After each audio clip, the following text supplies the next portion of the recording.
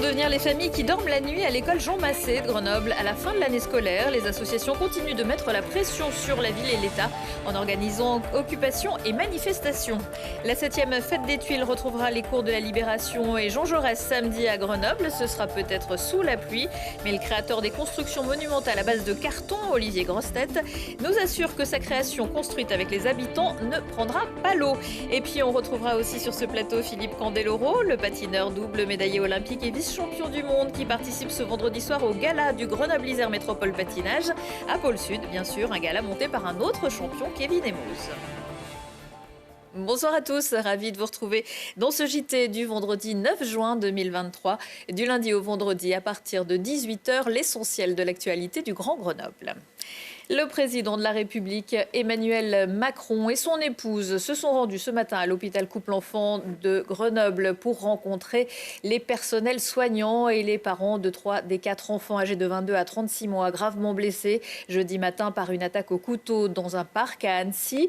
Ils ont tous été opérés et selon le porte-parole du gouvernement, Olivier Véran, ce matin, 2 d'entre eux sont toujours en état d'urgence absolue mais stable. Une visite de près de 2 heures. Le chef de l'État et son épouse ont ensuite rejoint dans l'après-midi l'hôpital d'Annecy où se trouve une autre victime et la préfecture de Haute-Savoie pour rencontrer les soignants, les forces de l'ordre et les autorités locales.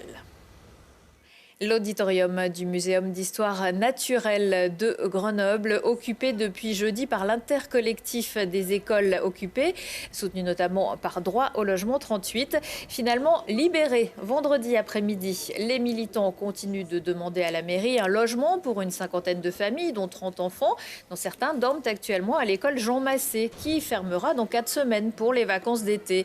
Dans un communiqué, la ville explique travailler sur cette situation, mais que l'anonymat des ménages ne permet pas d'établir des diagnostics sociaux et de les orienter vers des dispositifs de droit commun, ajoutant que l'hébergement d'urgence est du ressort de l'État. Il y a quelques jours, le DAL avait déjà tenté d'alerter en se postant sur l'esplanade de la caserne de Beaune, occupée plusieurs semaines l'été dernier. On se rassemble ici parce que ça fait 1 an qu'on a commencé à occuper l'année dernière pendant 1 mois et demi la caserne de Beaune. Ce qu'on veut, c'est une solution d'hébergement concrètement pour les personnes sans abri. C'est la garantie que les personnes menacées d'expulsion ne le seront pas. Et c'est des grandes améliorations dans les centres d'hébergement. Mais ce qu'on propose concrètement au pouvoir public, c'est de passer par la réquisition des logements et bâtiments vides pour trouver ces places d'hébergement, pour trouver ces logements. Pour proposer des logements qui seront moins chers, donc qui seront plus accessibles aussi aux familles qui ont des petits revenus. Je suis mal logée depuis que je suis arrivée à Grenoble. On a commencé la lutte le 5 juin. Ce que j'aimerais bien qu'ils ont mis en place, c'est que la mairie nous donnait un logement pour tout le monde, parce que là, c'est très compliqué à vivre à l'école Cité Jean Massé. On fait tous les dimanches les réunions, on est toujours nombreux et on espère que ça va continuer la lutte. Dans le cas où l'occupation de l'école deviendrait insalubre, la ville annonce qu'elle pourrait procéder à son évacuation pour un logement temporaire dans un gymnase. Les enquêteurs grenoblois, toujours à la recherche d'indices permettant de déterminer les circonstances de l'accident survenu mercredi vers 16h15, avenue Marcelin Berthelot. Un homme de 82 ans a été percuté par un tramway de la ligne A, près de l'arrêt Mounier. Se déplaçant difficilement, il n'aurait pas vu la rame arriver. Transporté au CHU de Grenoble, son pronostic vital serait toujours engagé à l'heure où nous enregistrons ce JT. Si vous avez assisté à l'accident, vous pouvez contacter l'hôtel de police au 04 76 60 40 40. Le 7 juin 1788, les habitants de Grenoble contribuaient aux prémices de la Révolution française en jetant des toits, des tuiles sur les troupes du roi. Pour commémorer de façon joyeuse et engagée cet événement, la ville de Grenoble organise depuis 2015 la fête des tuiles. La 7e édition samedi fera son retour sur les cours Jaurès et de la Libération. Parmi les projets que l'on pourra découvrir, le travail des habitants et de l'artiste plasticien Olivier Grossetête, accompagné de son équipe. Une construction monumentale tout en carton. Théo Laroche. Une salle remplie de carton, du sol au plafond. Au gymnase du parc Pompidou, on ne prépare pas le plus grand déménagement du monde, mais une construction monumentale, uniquement en carton à l'occasion de la fête des Tuiles. Et les maisons comme celle-ci, c'est toute une technique. Ici, on commencera l'assemblage par le toit. On scotche chaque étage l'un après l'autre. Et en fait, c'est l'inverse d'une construction habituelle. Et plus on avance, plus ça devient lourd. Donc, idéalement, il y aura beaucoup plus de monde à la fin pour soulever. Ça peut faire jusqu'à 1 tonne. Alors, il y a 1300 cartons. Et ouais, du coup, je crois que ça fait 15-16 mètres de haut.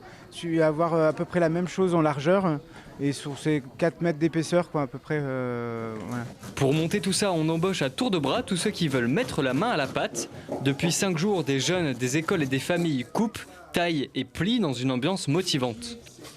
Ma voisine qui était venue hier avec ses enfants et qui m'a dit qu'il y avait besoin d'aide pour aller faire des cartons. Du coup, j'ai ramené tous mes amis.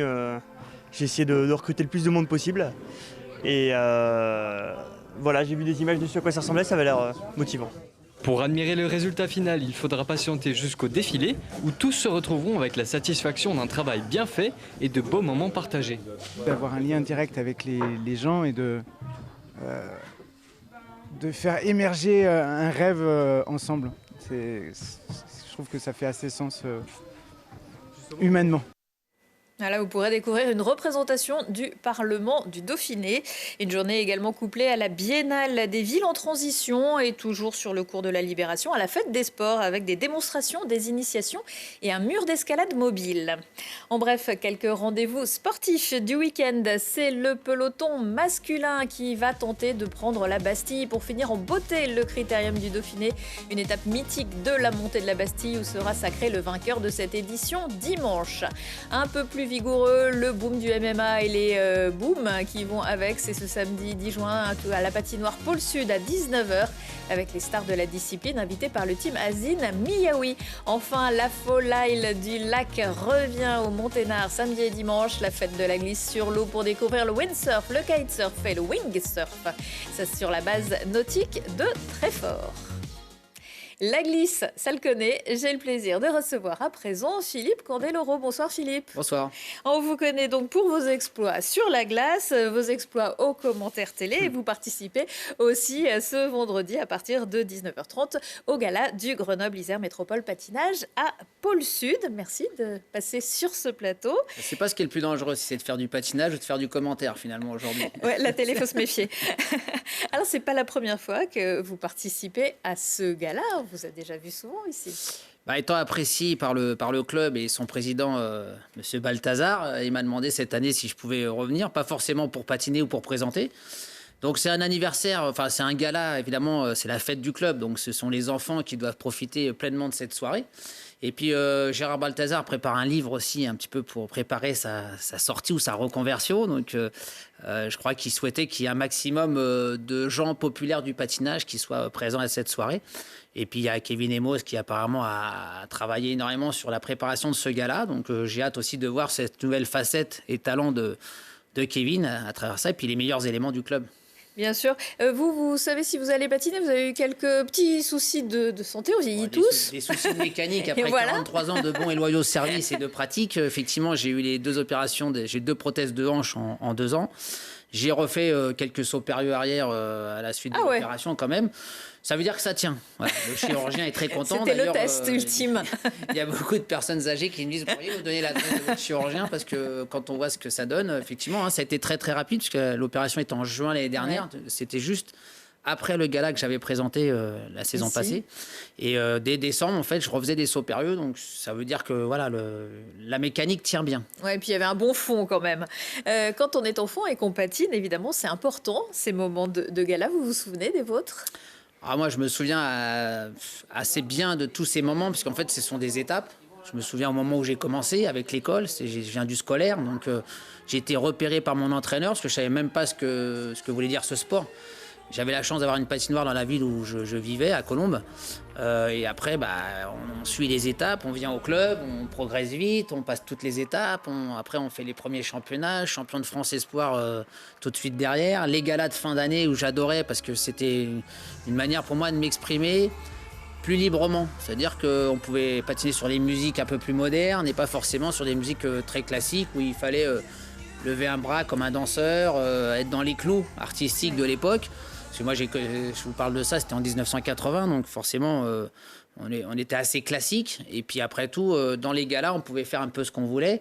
C'était un moyen aussi de gagner un petit peu de sous. Dès l'âge de 10 ans, les présidents de club nous filaient toujours la pièce. Le petit billet gris qui était... Pas encore pour faire des sauts arrière, mais... Non, mais moi, c'est ce qui m'a donné envie, en fait, d'exciter plus la galerie que de faire des compétitions pour exciter 9 juges qui n'allaient pas forcément apprécier la prestation que vous alliez faire ce soir-là. Donc, j'aime le monde, j'aime la foule, j'aime faire plaisir, j'aime donner. En compétition, c'était pareil. J'avais fait un choix plus de séduire une audience plutôt que de séduire un juge. Et par rapport à ça, j'ai forcément perdu peut-être parfois des couleurs de médaille, mais j'ai aucun regret parce que aujourd'hui, je continue à patiner. Les gens sont assez heureux, de m'entendre maintenant plus parler que de me voir patiner, puisque je fais plus de quadruple, je fais plus de triple. Voilà, c'est pas ce qu'ils viennent voir en fait. Et j'apprécie ça parce que ça me permet de donner encore une longévité et de pouvoir patiner jusqu'à temps que je pourrais. Maintenant, je peux plus faire des exploits sportifs. L'émotion, ça dure plus que la technique. C'est ça. Et puis, en fait, l'émotion me permet aussi de continuer à garder cette pêche, cette sincérité avec le public qui me le rend bien finalement. Donc c'est un partage et plus longtemps je pourrais le faire et plus longtemps je le garderai. C'est une discipline très dure. Quel conseil vous pourriez donner aux petits que vous allez voir ce soir ?